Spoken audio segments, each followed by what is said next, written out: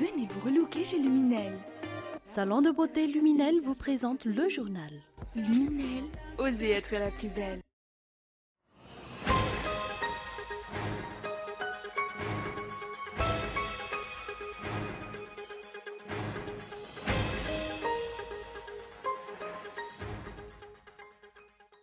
Huit blessés, 3 personnes interpellées. C'est le bilan des affrontements entre les habitants de Somaman et les forces de l'ordre ce jour. Monseigneur Ludovic Rabenatouange a fait savoir ce jour que les dirigeants doivent reconnaître que leur gestion du pays est déplorable. L'adieu des Israéliens à Shimon Peres, sa dépouille est exposée toute la journée à Jérusalem. Bill Clinton s'y est recueilli, c'est lui qui présida les fameux accords d'Oslo.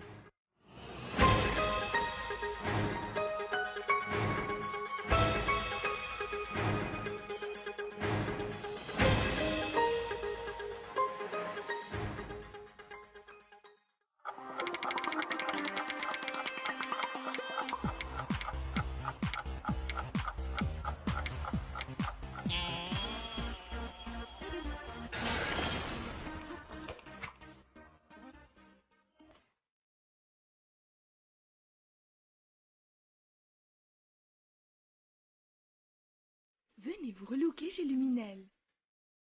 Luminel, coiffure tendance, extension cheveux, coloration, lissage brésilien, maquillage, extension cils. Pédicure, manicure, onglerie. Luminel Béorirk vers escalier 1 4 foot. L'Avant Center, 4e étage, box 418. Luminel, osez être la plus belle.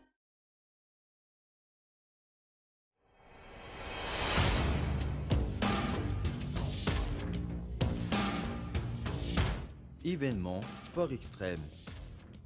Compétition BMX, roller, skateboard. Initiation et course de BMX. Les Titans, sous le haut patronage de Monsieur le ministre des Sports, Andria Moussarsu, Jean Anissé, et de Monsieur le sénateur, Bertin Randjiamiengo.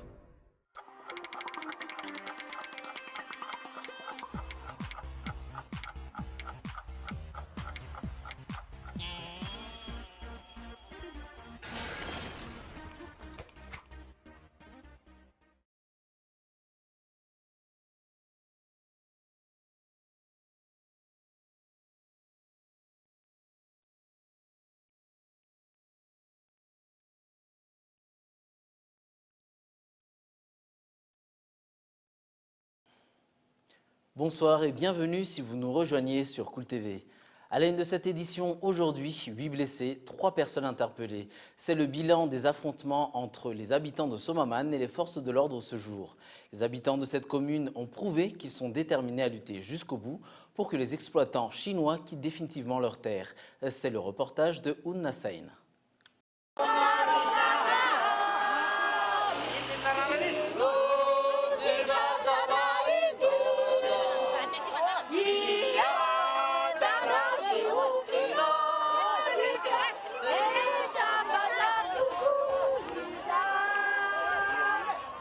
Des heurts ont éclaté ce jour entre les habitants de Somaman et les éléments de l'Hémorrhague. Ces habitants réclament toujours la libération de leurs amis et le départ des Chinois qui exploitent l'or dans cette localité. Ils se sont rassemblés vers 11 h en brandissant des banderoles. Ils ont par la suite fait le tour de la commune. Pour les disperser, les éléments de l'Hémorrhague ont utilisé des gaz lacrymogènes.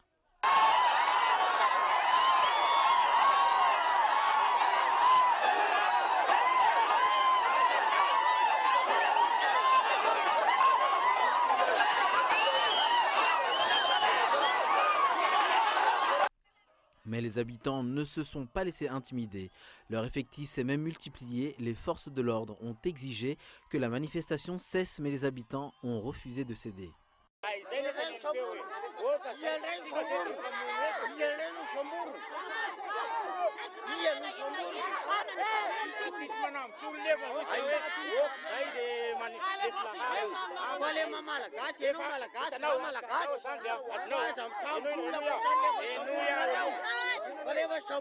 Une fois arrivés devant le bureau de la commune de Somaman, les manifestants ont appelé le maire qu'ils accusent d'être de mèche avec les exploitants chinois.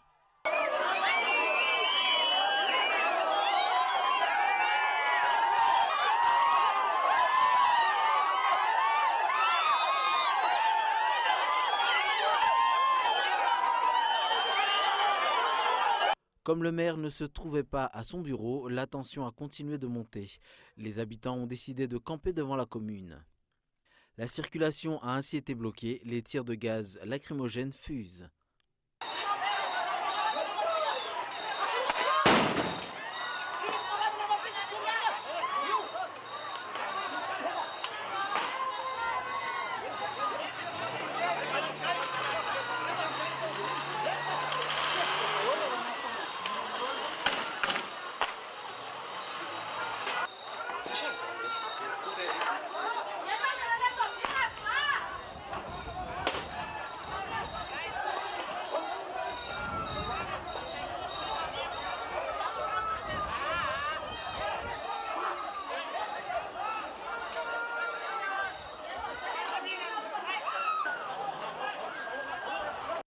Huit personnes, dont 5 civils, ont été blessées dans ces affrontements. Une des victimes avait été atteinte par une balle à blanc. 3 nouvelles personnes ont en outre été arrêtées par les Moreig.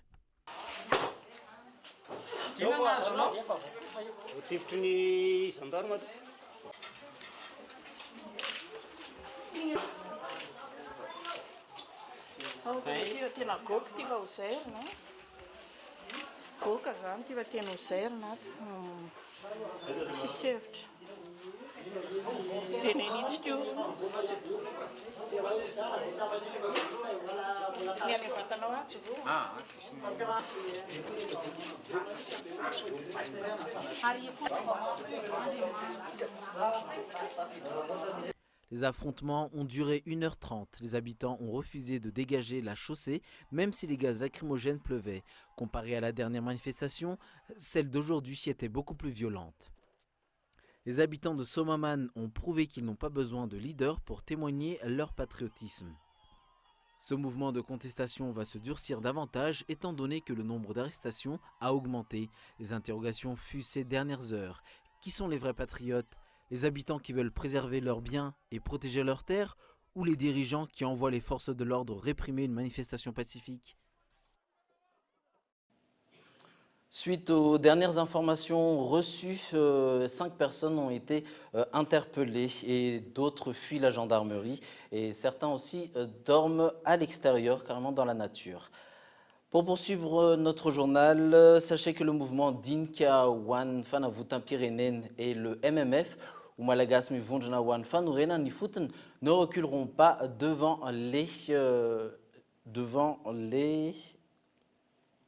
les manœuvres d'intimidation menées par le régime. Ils finaliseront les préparatifs de ce dialogue national les 6 et 7 octobre prochains. Plusieurs représentants des régions participeront à ce dialogue durant lequel les thèmes comme le redressement du pays et la refondation de la nation y seront abordés. Ce sera une occasion pour eux de partager les réalités dans leurs régions ou districts respectifs et de discuter ensemble des solutions. Les représentants du pouvoir sont également appelés à y participer.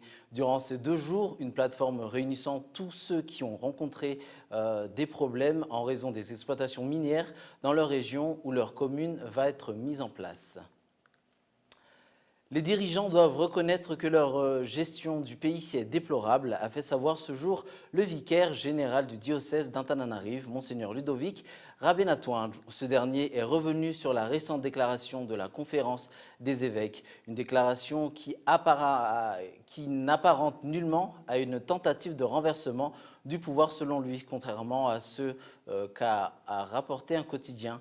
Il a en outre démenti les affirmations selon lesquelles la guerre est déclarée entre l'État et l'Église catholique. C'est le reportage de Fezzo Raphaël. Après les informations parues dans un quotidien de la capitale selon lesquelles l'Église catholique et la conférence des évêques sont derrière la tentative de renversement du régime actuel, le vicaire général du diocèse d'Antananarive, Monseigneur Ludovic Rabenatouanj, a affirmé que chacun est libre de dire ce qu'il veut. Il a cependant tenu à préciser que l'Église catholique n'est pas l'ennemi de l'État, mais elle mène des interpellations pour que ce dernier rectifie son tir.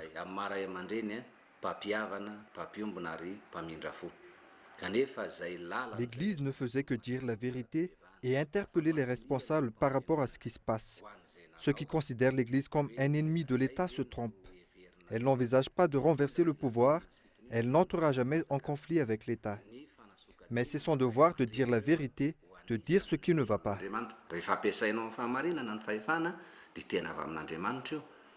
Rappelons que la conférence des évêques a tenu une réunion extraordinaire en août dernier face à la mauvaise gestion de l'État, la gabégie qui règne dans le pays, l'insécurité et la pauvreté galopante ainsi que les abus en tout genre. À l'issue de cette réunion, elle a ainsi fait une déclaration très critique à l'égard des dirigeants et de la classe politique en général. Et la conférence des évêques n'est pas la première à avoir tiré la sonnette d'alarme. Les politiciens et la société civile, notamment le CFAFI, ont également émis des critiques virulentes à l'égard du régime actuel. Le président de la République et Razon Pian effectue-t-il déjà une pré-campagne électorale? Lors de son déplacement dans la capitale Betsamsarak en début de semaine, des t-shirts à son effigie ont été distribués et portés par des enseignants. L'école primaire publique de Mangaran Tamatave a été peinte en bleu. Les textes régissant la période avant la campagne demeurent flous jusqu'à présent, raison pour laquelle la refonte du code électoral avant les élections anticipées est recommandée par diverses organisations de la société civile. 24 kilos d'or ont failli sortir du territoire ce jour. Le trafiquant, un ressortissant malgache, avait réussi à passer à toutes les fouilles. Il voulait prendre le vol pour Nairobi, mais avait été arrêté par des agents de la douane. Suivons le reportage de Michael Ramarlay. Un ressortissant malagasy avait été appréhendé par la douane à Ivatu alors qu'il s'apprêtait à exporter illicitement 24 kilos d'or d'une valeur de 2,8 milliards d'ariars. Le jeune homme allait prendre un vol de Kenya Airways à destination de Nairobi. Il a caché ses 24 kilos d'or dans ses bagages à main. Le trafiquant est un ressortissant malagasy. Il n'a pas voulu révéler le propriétaire de l'or. Il a affirmé qu'il ne sait même pas qui va venir l'accueillir à son arrivée à Nairobi. Le trafiquant a réussi à passer à toutes les fouilles et n'avait été interpellé qu'au tarmac. Ainsi, les investigations sont axées sur la manière avec laquelle il a échappé au contrôle. L'ACM est le premier responsable de la coordination de toutes les tâches relatives à cette enquête. Des enquêtes parallèles peuvent en outre être menées. Cette enquête peut en effet intéresser le SAMIFIN, car on peut également soulever un cas de blanchiment d'argent. Tout cet or sera placé à la Banque centrale selon des sources. Les résultats de l'enquête sont très attendus. Les éventuels complices dans ce trafic vont-ils être sanctionnés? Notons que les exportations illicites d'or restent un problème majeur pour le pays. Des mesures drastiques doivent être prises pour y mettre un terme.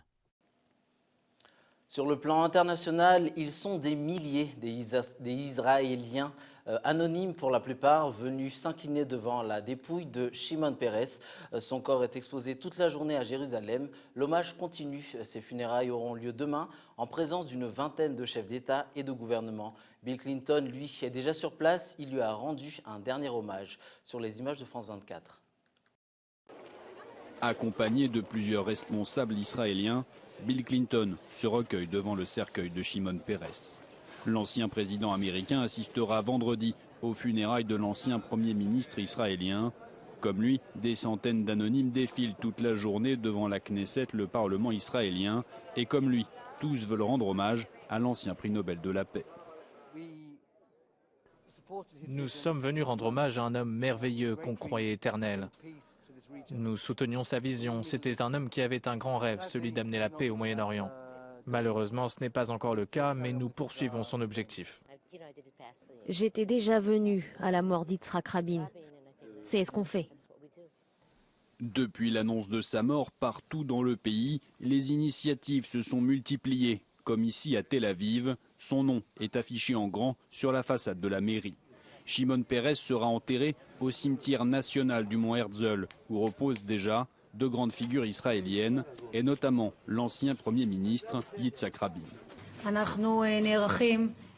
Nous nous préparons à de grandes et complexes funérailles qui vont devoir prendre en compte plusieurs éléments. L'un des plus gros défis durant la cérémonie sera l'organisation de la sécurité qui va être renforcée. Barack Obama et François Hollande ont annoncé leur venue. En Syrie, même la diplomatie ne se fait plus d'illusions. Les langues se délient. L'ONU évoque des crimes de guerre après les bombardements hier de 2 hôpitaux à Alep. Les Américains et les Russes se déchirent et pourraient suspendre toute négociation. C'est un reportage de France 24. Chaque jour, les mêmes images de destruction. Depuis la fin de la trêve il y a 10 jours, Alep vit au rythme des raids aériens. Mercredi, les 2 plus grands hôpitaux des quartiers rebelles ont été bombardés. Des crimes de guerre, rappelle le secrétaire général de l'ONU, qui évoque l'insupportable quotidien des Syriens. Imaginez le carnage.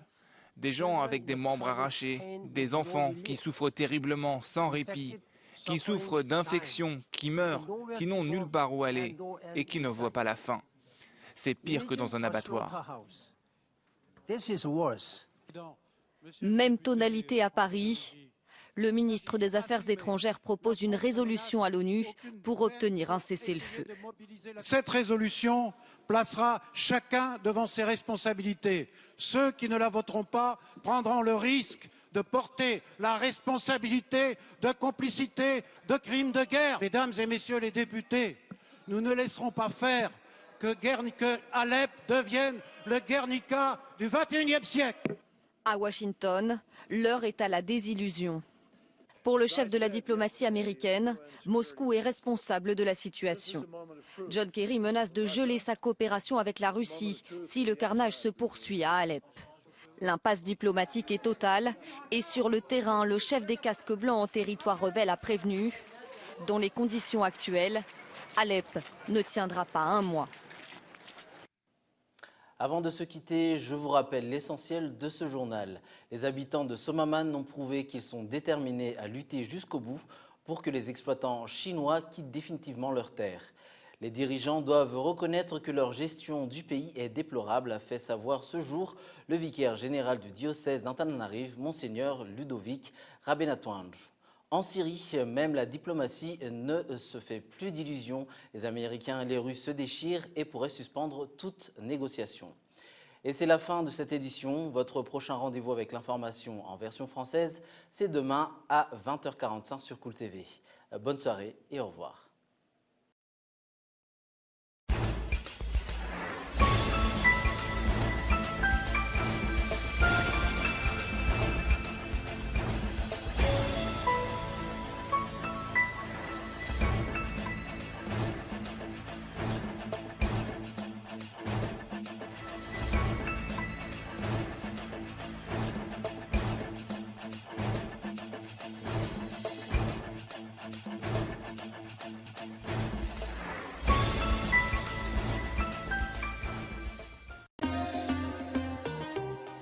Venez vous relooker chez Luminel. Le journal vous a été présenté par Salon de beauté Luminel. Luminel, osez être la plus belle.